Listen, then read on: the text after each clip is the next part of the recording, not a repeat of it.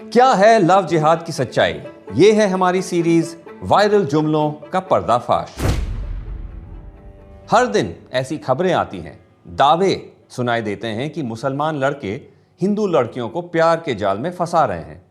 इस so called जाल को कहा जाता है लव जिहाद। बड़े बड़े राजनेता भी अपने अपने भाषणों में इसकी बात करते हैं। और इसलिए सरकार भी निर्णय ले रही है कि हम लव जिहाद को सख्ती से रोकने का कार्य करेंगे। और मैं किसी भी कीमत पर मध्य प्रदेश की धरती पर लव जिहाद का खेल चलने नहीं दूंगा। एक अनुमान के मुताबिक 2022 में सिर्फ महाराष्ट्र में 4 महीनों के अंदर लव जिहाद के खिलाफ 50 रैली निकाली गई। कई भारतीय राज्यों ने लव जिहाद विरोधी कानून भी बनाए हैं। तो क्या लव जिहाद सच है या जुमला? अगले 4 मिनटों में जानिए लव जिहाद का सच। भारत के मौजूदा कानून को देखें तो लव जिहाद जैसा कोई टर्म ही नहीं है। भारत के गृह मंत्रालय ने यह बात 2020 में संसद को बताई थी। तो फिर लव जिहाद टर्म कहां से आया? हिंदुत्व संगठनों का दावा है कि लव जिहाद को सबसे पहले केरल के ईसाइयों ने उठाया था, लेकिन हमें इस बात का कोई पुख्ता सबूत नहीं मिला। सिर्फ मिला तो 2009 का केरल हाईकोर्ट का एक केस। ये मामला 2 इंटरफेथ जोड़ियों से संबंधित था। उनमें से एक हिंदू लड़की मिथुला माधवन थी, दूसरी लड़की बीनो जेकब ईसाई थी। इन दोनों ने अपना धर्म बदलकर शहनशाह और सिराजुद्दीन नाम के मुस्लिम लड़कों से शादी की थी। सुनवाई के दौरान हाईकोर्ट जस्टिस शंकरन ने केरल पुलिस को रोमियो जिहाद या लव जिहाद की जांच करने को कहा। जांच के बाद केरल पुलिस ने अपनी रिपोर्ट में कहा कि अब तक लव जिहाद या रोमियो जिहाद के नाम का कोई षड्यंत्र केरल में नहीं पाया गया।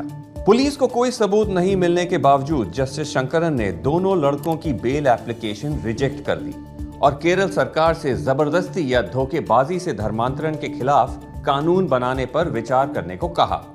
1 हफ्ते के बाद यह मामला एक अलग जज जस्टिस शशिधरन नंबियार के सामने आया। उन्होंने सबूतों की कमी के कारण दोनों मुस्लिम आरोपियों के खिलाफ केस को रद्द कर उन्हें बरी कर दिया। लव जिहाद के सब बड़े केसों में शोर ज्यादा और सबूत कम निकले। बात करते हैं मशहूर हादिया केस की। 2017 में केरल की एक हिंदू लड़की ने अपना धर्म बदलकर एक मुस्लिम व्यक्ति से शादी की। इस रिश्ते को हिंदुत्ववादी संगठनों ने लव जिहाद बताया, लेकिन सुप्रीम कोर्ट ने यह कहते हुए केस को रद्द कर दिया कि हमारे संविधान की ताकत हमारी संस्कृति की अनेक बहुलता को स्वीकार करने में निहित है। उसके बाद आफताब श्रद्धा के खौफनाक केस को ही ले लीजिए, जिसे कुछ नेताओं ने लव जिहाद का नाम दिया क्योंकि आरोपी मुस्लिम था और लड़की हिंदू थी। इस मामले में भी पुलिस को कोई धार्मिक एंगल नहीं मिला, न इसमें कोई धर्मांतरण हुआ था। लव जिहाद का सबूत 0। तो क्या लव जिहाद फेक न्यूज है? हमने विश्व हिंदू परिषद से पूछा।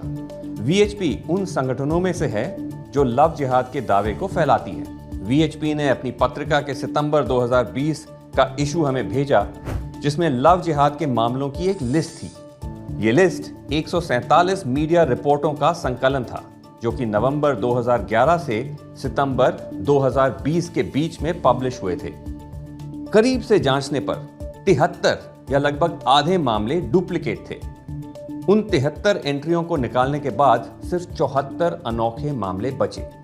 सोचिए, 130 करोड़ की आबादी के देश में सिर्फ 74 उदाहरणों के आधार पर एक बहुत बड़े षड्यंत्र का दावा किया जा रहा है। इस लिस्ट को जांचने पर हमें पता चला कि जेंडर से संबंधित अपराध यानी कि महिलाओं के खिलाफ अपराध के मामलों को भी लव जिहाद करार दिया गया है, जैसे कि धोखेबाजी, ब्लैकमेल, अपहरण, दहेज की मांग, रेप, मर्डर, धमकी।